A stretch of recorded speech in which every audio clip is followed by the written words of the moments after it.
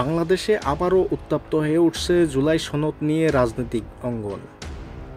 ৩ দফা দাবি না মানলে সনদে স্বাক্ষর করবে না এমন ঘোষণা আগেই দিয়েছিল জাতীয় নাগরিক পার্টি এনসিপি।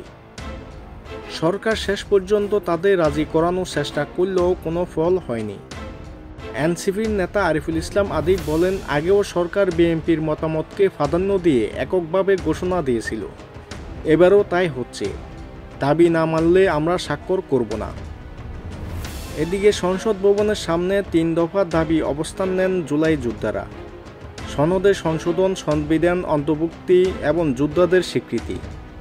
পুলিশ তাদের সরাতে গেলে দাওয়া পাল্টা দেওয়ার ঘটনা ঘটে। টিয়ার সেল ও সাউন্ড গ্রেনেড ছুড়ে পুলিশ আর বিক্ষোভকারীরা গাড়ি ভাঙচুর, অগ্নিসংযোগ করে।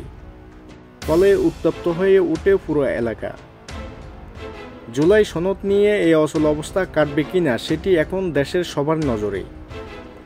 এই ধরনের নিউজ পেতে আমাদের চ্যানেলটি সাবস্ক্রাইব করে পাশে থাকবেন। ধন্যবাদ।